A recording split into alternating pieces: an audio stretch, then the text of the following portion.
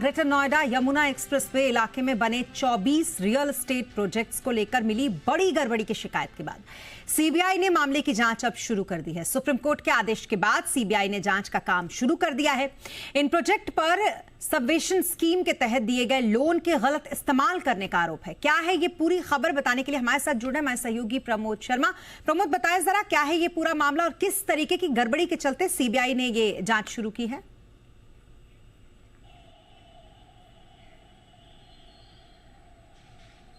देखिए, बिल्कुल स्मिता, मैं बता देता हूं, सीबीआई ने जो जांच शुरू की है ये सुप्रीम कोर्ट के एक आदेश के बाद की है, जिसमें ये बताया गया था सुप्रीम कोर्ट में कि लोगों से फंड्स लेकर उसका डाइवर्जन किया गया है और जो होम बायर हैं उन्हें घर नहीं मिला है और बाकायदा ऐसे लोगों को जो है लोन वो भी बैंकों से दिया गया था और वो पैसा बिल्डर के पास चले गया था, जिसके बाद सुप्रीम कोर्ट ने नाराज़गी जताई थी और बिल्डर और बैंक के बीच के इस नेक्सस की जांच करने के लिए सीबीआई को आदेश दिए थे। सीबीआई इस मामले की जांच कर रही है, लेकिन इसी बीच आज इन्फोर्समेंट डायरेक्टरेट यानी ईडी ने दिल्ली, एनसीआर और मुंबई समेत कुल 15 जो ठिकाने हैं वहाँ पर सर्चिस की हैं और ये 15 ठिकाने जो हैं जेपी एसोसिएट, जेपी इंफ्राटेक और उनके जो बाकी के एसोसिएट थे, जिसमें गौरसंस, महागुन और बाकी कुछ बिल्डर हैं, उनके ठिकानों पर ये रेड्स की है। करीब 12,000 करोड़ रुपए का ये पूरा घोटाला बताया जा रहा है, जो कि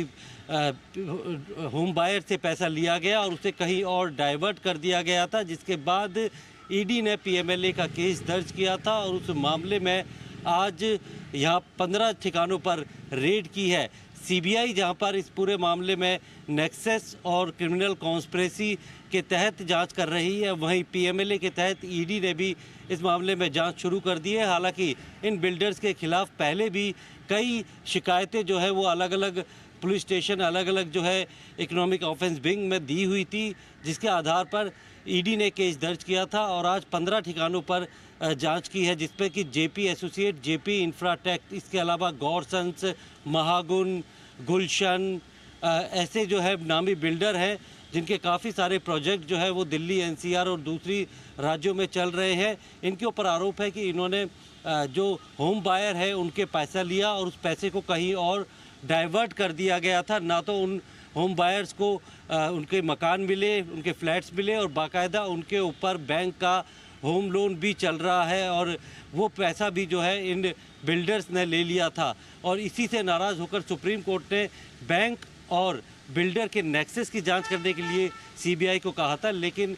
ईडी जो है वो prevention of money laundering act के तहत इस केस की जांच कर रही है कि जो पैसा बैंकों से इन बिल्डर्स ने लिया था उसे अपने प्रोजेक्ट पर ना लगाकर उस पैसे को कहां पर डाइवर्ट किया गया है। और सारे जो बिल्डर्स हैं, बड़े बड़े नाम हैं, वो ईडी की जांच के दायरे में है, यानी आने वाले वक्त में इन बिल्डर्स की और मुश्किलें बढ़ सकती हैं। बिल्कुल, और ये बहुत एक राहत की भी बात उन लोगों के लिए है जो अक्सर इस चीज से परेशान रहते हैं, खास करके नोएडा और ग्रेटर नोएडा में रहने वाले लोग, जहां पर हम देखते हैं कि कई बार ऐसा होता है कि बिल्डर्स उन्हें फ्लैट नहीं देते, लेकिन क्योंकि उन्होंने फ्लैट ले लिया है, ईएमआई उनकी शुरू हो गई है, तो वो लगातार ईएमआई भरते रहते हैं और ऐसे में बड़े बिल्डर्स के नाम भी इसमें शामिल हैं और अब सीबीआई के जद में वो भी है। बहुत शुक्रिया तमाम डिटेल्स के लिए प्रमोद आपका।